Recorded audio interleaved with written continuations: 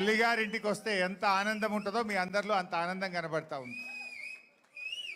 అంటే గుండె బరువెక్కిన గుండె ఒక్కసారి తేలికైతే చూడు, అమ్మయ్య మా ఇంటికి మేము వచ్చినాం అనే ఒక సంతోషం మీ అందరిలో కనబడతా ఉంది.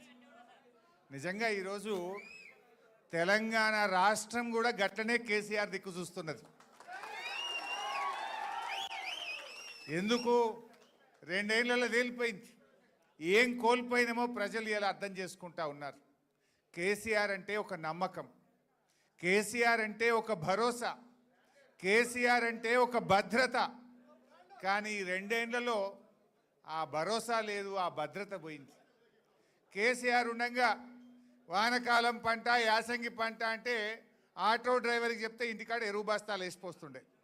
ఏనాడు ఎరువుల కొరత ఉండకపో. కేసీఆర్ ఉంటే ఒక నమ్మకం, కేసీఆర్ ఉంటే బరాబర్ టైం మీద రైతు బంధు పడుతుంది అని ఒక భద్రత ఉంటుండే రైతుకు. ఎందుకంటే కరోనా వచ్చినా, పెద్ద నోట్ల రద్దు జరిగినా రైతు బంధు మాత్రం ఆగలే. బరాబర్ రైతు బంధు రైతు అకౌంట్లో పడ్డది. ఒక భద్రత.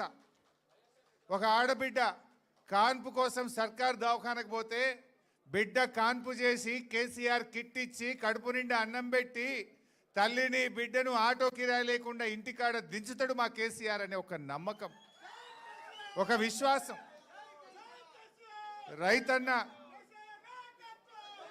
రాత్రి మోటార్ పెట్టి వస్తే పొద్దున వరకు 24 గంటలు నాణ్యమైన కరెంటు బరాబర్ వస్తుంది అని బాయికాడికి మళ్ళా పోకుండా చీకట్లో బాయికాడ పండవలసిన అవసరం లేకుండా 24 గంటల కరెంట్ ఇచ్చిన ఒక నమ్మకం కేసీఆర్ది. ఆడబిడ్డ పెళ్లి పెట్టుకుంటే నాకు ₹1,00,000 చెక్కు బరాబర్ టైం మీద వస్తుంది అనేటువంటి ఆడపిల్ల తల్లిలో ఒక ఆత్మగౌరవం, ఒక నమ్మకం ఉంటుండే. పిల్లల్ని గురుకుల పాఠశాలల్లో చదివిస్తే ఒక్కసారి ఎస్సీ, ఎస్టీ, బీసీ, మైనార్టీ గురుకుల స్కూల్లో సీటు దొరికిందంటే 6 లక్షల మంది పిల్లల తల్లిదండ్రుల్లో నా బిడ్డ జీవితంలో వెలుతురు వస్తుందనే ఒక నమ్మకం ఆ రోజు కేసీఆర్ పాలనలో ప్రజలకు దొరికింది. అది ఏ వర్గమైనా సరే, ఎస్సీ, ఎస్టీ, బీసీ, మైనారిటీ, రైతన్నలకు, విద్యార్థులకు, యువకులకు, మహిళలకు, అన్ని వర్గాల్లో ఒక నమ్మకం, ఒక విశ్వాసం, ఒక భద్రత నాటి కేసీఆర్ పాలనలో దొరికేది. కానీ 2 ఏళ్ల పాలనలో ఏమైంది? అంతా ఆగమాగం, సగం సగం. ఏది నమ్మకం లేదు. వానకాలం పంట వస్తే ఎరువులు దొరుకుతాయో దొరకయో తెలియదు, చెప్పులు లైన్లో పెట్టే కాలం వచ్చింది. రైతు బంధు ఇగో ఫిబ్రవరి నెల వస్తున్నా ఇవాళకి రైతు బంధు వల్లే పడుతుందా పడదా ఏమవుతుందో ఎవరు చెప్పే దిక్కే లేదు ఈ గవర్నమెంట్లో. కేసీఆర్ ఉంటే డిసెంబర్లో రైతు బంధు పడుతుండే, ఇప్పుడు ఫిబ్రవరి నెల వచ్చినా ఇవాళకి రైతు బంధు పడే పరిస్థితి లేదు. గురుకుల పాఠశాలల్లో పిల్లలు లేస్తే ఏ రాత్రి ఏం ఫోన్ వస్తుందో అని తల్లిదండ్రులు అరచేతిలో రాత్రిపూట ఫోన్ వస్తే భయపడే పరిస్థితి ఏర్పడ్డది. ఏడ విష ఆహారమో, ఎక్కడ పిల్లలకు వాంతులైనాయో, జ్వరమైందో, పిల్లలు దవాఖానలో పడ్డారు. రోజు ఏదో ఒక గురుకుల పాఠశాలల్లో పిల్లలు ఆసుపత్రుల పాలవుడు, ఎలకలు కొరుకుడు, కరెంటు షాక్ కొట్టుడు, కుక్కలు గరచుడు, ఇదే పని అయిపోయింది దవాఖానల పరిస్థితి. గురుకుల పాఠశాలల పరిస్థితి చూస్తే గవర్నమెంట్ దవాఖాన పోతే కేసీఆర్ కిట్టు లేదు, మందులు లేవు, అంతా మళ్ళీ నేను రాను బిడ్డో సర్కారు దవాఖానకు అనే పరిస్థితి ఇలా ప్రభుత్వ ఆసుపత్రుల్లో ఏర్పడ్డది. పిల్లల ఫీజు రియంబర్స్మెంట్ కేసీఆర్ గారు ఉండగా ప్రతి సంవత్సరం 20 లక్షల మంది పిల్లలకు, ఎస్సీ, ఎస్టీ, బీసీ, మైనార్టీ పిల్లలకు సంవత్సరానికి 2,000 కోట్ల రూపాయలు ఫీజు రియంబర్స్మెంట్ పైసలు బరాబర్ ఇచ్చిండు కేసీఆర్. 9.5 ఏళ్ల కేసీఆర్ గారు ప్రభుత్వం 19,500 కోట్ల ఫీజు రియంబర్స్మెంట్ డబ్బులు ఇచ్చింది.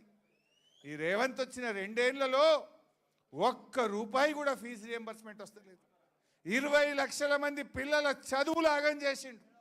20 లక్షల ఎస్సీ, ఎస్టీ, బీసీ పిల్లలకు ఫీజు రియంబర్స్మెంట్ రాక, కాలేజీలు సర్టిఫికెట్లు ఇయ్యక ఆ పిల్లల చదువులు మధ్యలో ఆగిపోయే పరిస్థితి ఏర్పడ్డది.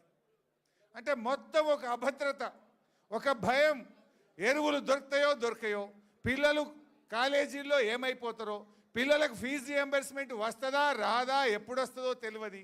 రైతు బంధు వస్తుందా రాదా ఎప్పుడు వస్తుందో తెలియదు, గొర్రెల పంపిణీ జరుగుతుందా జరగదా తెలియదు. ఏది గౌడన్నలు చెట్ల మీదకి వెళ్ళి పడితే 2 ఏళ్ళ ఈ గవర్నమెంట్ వచ్చి ఇవాళకి ₹1 ఇవ్వలే, ఒక్కరికి సాయం చేయలే.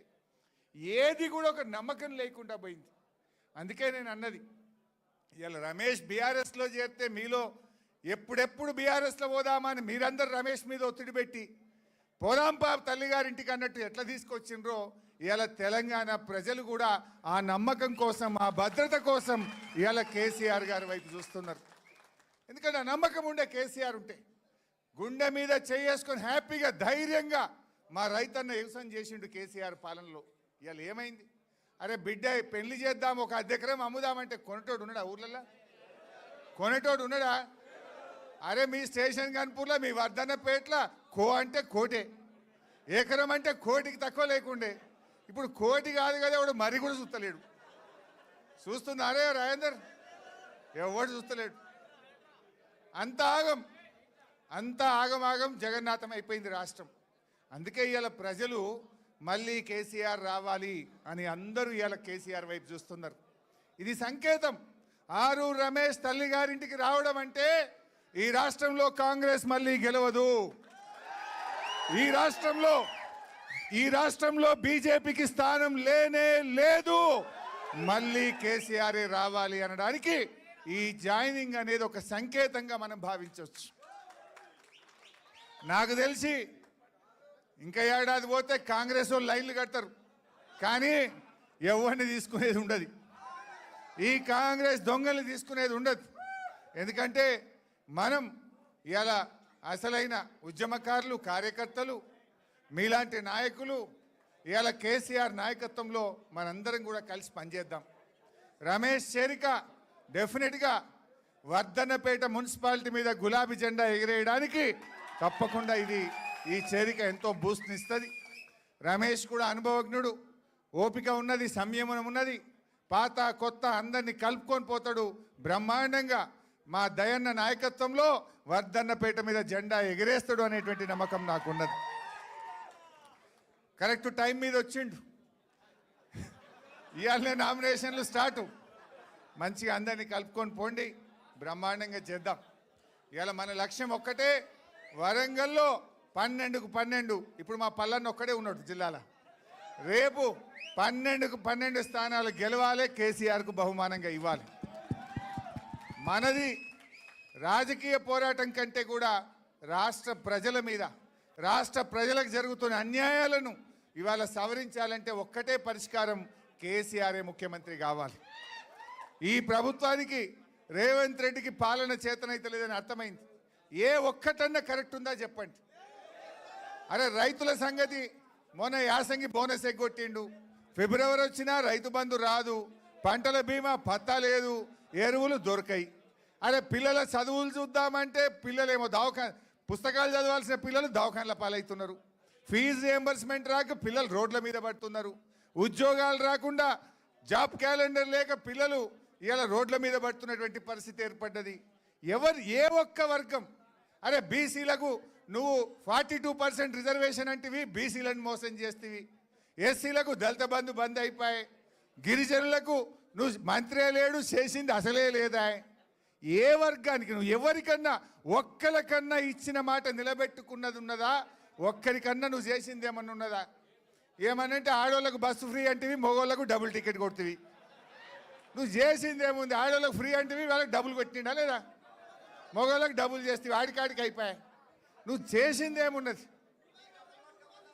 ఇవాళ దయచేసి అందుకే మనం కూడా ఈ రాష్ట్రం మళ్ళీ ఒక భరోసా కావాలి. ఈ రాష్ట్రానికి ప్రజలకు ఒక నమ్మకమైన నాయకుడు మళ్ళీ కేసీఆర్ను ముఖ్యమంత్రి చేయడం కోసం మనందరం కూడా కలిసికట్టుగా పనిచేద్దాం. మళ్ళీ బీఆర్ఎస్ ప్రభుత్వాన్ని తెచ్చుకొని ఈ రాష్ట్రం మళ్ళీ దేశానికి మార్గదర్శకంగా, ఈ దేశానికి ఆదర్శంగా, ఈ దేశానికి దిక్సూచిగా నాడు కేసీఆర్ ఎట్లా నిలిపిండో మళ్ళీ కేసీఆర్ నాయకత్వంలో తెలంగాణ గర్వపడే విధంగా, తెలంగాణ ముందుండే విధంగా కేసీఆర్ నాయకత్వాన్ని తెచ్చుకోవడానికి కలిసిమెలిసి కృషి చేద్దాం. జై తెలంగాణ.